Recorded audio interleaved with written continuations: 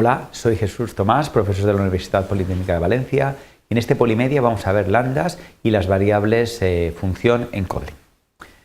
Bueno, primero de todo, una expresión lambda es una subrutina de código que normalmente va sin ningún tipo de identificador y que suele usarse como parámetro de una función, ¿vale?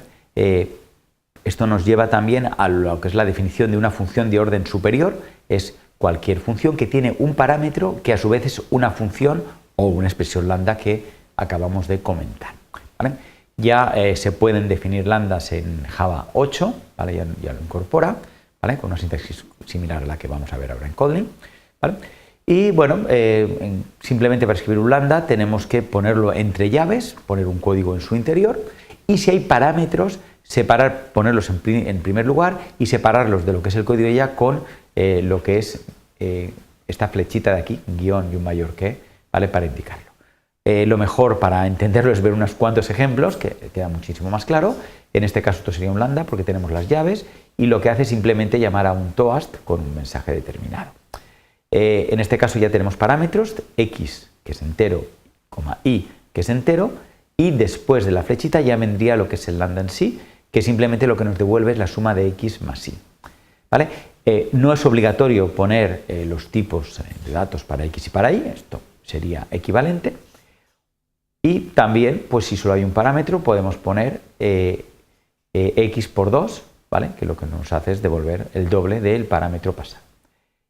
Si solo hay un parámetro, no es obligatorio indicarlo, sino que podemos usar por defecto it como parámetro. Entonces, it por 2 sería totalmente equivalente al lambda anterior, ¿vale? Y si necesitamos dos parámetros en este lambda, pero solo vamos a utilizar el primero, podríamos utilizar x, y este subrayado, y devolver, en este caso, sería ignorado el segundo parámetro que no afectaría en este lambda.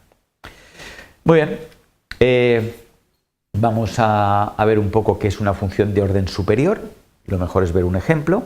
Tenemos la función opera que tiene tres parámetros. Una lista de enteros, un valor, también entero, y una función que admite dos parámetros, dos enteros. La idea es que vamos a operar todos los elementos de la lista con este valor utilizando la función, devolviendo una nueva lista por resultado de operar cada uno de sus elementos individualmente. ¿Vale? Para hacer una llamada a esta función de orden superior, primero podríamos declarar una función en una variable. Por ejemplo, la variable función, que simplemente es una función que tiene dos parámetros, x e y lo que me devuelve es la suma de los dos. Una vez declarada esta función, podemos llamar a opera indicándole una lista de enteros con el valor 2, ¿vale? Y lo que me va a hacer, indicándole esta función, es sumarle 2 a todos los elementos de la lista. No es obligatorio que esta función tenga un identificador, sino que podemos indicarla de forma anónima, de forma que indicamos que opere 2, lista con 2 y con la función pues indicada directamente aquí. Muy bien, realmente esto mismo podría hacerse con lambdas, ¿vale? Un lambda realmente es el mismo concepto que una variable de función, pero con una sintaxis distinta. En este caso, en lugar de declarar función como una variable de función, lo hacemos como un lambda. Como hemos visto la sintaxis, sería una llave, otra llave, indicamos los dos parámetros y la flechita, ¿vale? Y funciona exactamente igual. Igualmente, que es la forma más habitual de usarlo, que es la que de alguna manera tiene una sintaxis más sencilla de entender, es usar un lambda anónimo, sin un identificador, ¿vale? De esta manera le indicamos, oye, opérame lista con 2 y x e y, la función que yo necesito, lo que quiero es la suma de x más y, ¿vale? Realmente en compilación van a ser equivalentes, ¿vale? Son dos sintaxis alternativas para conseguir, digamos, el mismo resultado, ¿vale? Lo más habitual hoy en día, lo más recomendable es utilizar lambdas, ¿vale? Pero bueno, las variables tipo función tienen algunas opciones adicionales como la posibilidad de usar return en cualquier sitio que no tienen las lambdas. En algún caso muy específico pueden ser necesarias, pero bueno, no es habitual. Muy bien, una ventaja también muy habitual de alguna forma cuando estamos declarando un lambda es digamos, si el lambda está en el último parámetro, no poner la llave al final, sino utilizar una sintaxis equivalente donde pondríamos los dos primeros elementos, cerramos paréntesis y abrimos la llave. Esta llave de aquí es el lambda que va a ir en el tercer parámetro. En el caso de que solo hubiera un parámetro lambda, por supuesto al final, como es único, en ese caso podríamos también quitar el resto de parámetros y dejar solamente el lambda, ¿vale? Esto me va a permitir, ahora puede parecer que tiene poco sentido, que más da la llave, poner la llave aquí o ponerla aquí, pero ya veremos que cuando se utilice en otros tipos de construcciones que veremos más adelante, me da una flexibilidad muy interesante al lenguaje. Muy bien, si eres programador de Android, verás que el primer uso de lambda va a ser muy interesante porque se va a gastar principalmente para lo que son los escuchadores de eventos, ¿vale? Estarás acostumbrado a poner simplemente un set o click listener y tener que escribir todo este código simplemente para llamar a haz algo. Ahora la sintaxis es mucho más sencilla porque simplemente hacemos botón.setOnClickListener, haz algo. Fíjate un poco el uso de la posibilidad de quitar estos paréntesis también le da más simplicidad o quita caracteres no imprescindibles, digamos, y mejora la legibilidad. Muy bien. Kotlin lo que va a hacer realmente es, dado que ya tiene todos los escuchadores declarados en Java, es mirar si hay un parámetro que simplemente es una interfaz, como el interfaz onClick, que vemos aquí, onClickListener, ¿vale? Y que solo tiene una función. En este caso lo que va a hacer es sobrecargar el método correspondiente setOnClickListener para que directamente lo podamos definir con un lambda y simplemente asociar este lambda a digamos el escuchador de eventos, ¿vale? Por lo tanto, es algo que automáticamente va a hacer Kotlin y nos va a simplificar mucho digamos todo lo que es la programación. Por supuesto, si queremos utilizar un parámetro en el lambda, porque sabéis, por ejemplo, que el tema del método onClick tiene un parámetro que es view, lo podemos utilizar perfectamente, simplemente indicando aquí vista, ¿vale?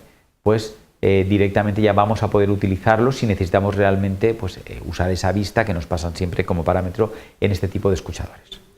Muy bien, para ver un poco si has comprendido bien un poco todo lo que hemos comentado o has asimilado esta sintaxis tan variada, realmente existirían muchas alternativas para de alguna manera escribir este escuchador de eventos. Te recomiendo que pares el vídeo, lo pongas en pausa y mires si hay alguna de estas 6 formas de escribir este escuchador que sea incorrecta, ¿vale? Muy bien, pues si ya lo has hecho,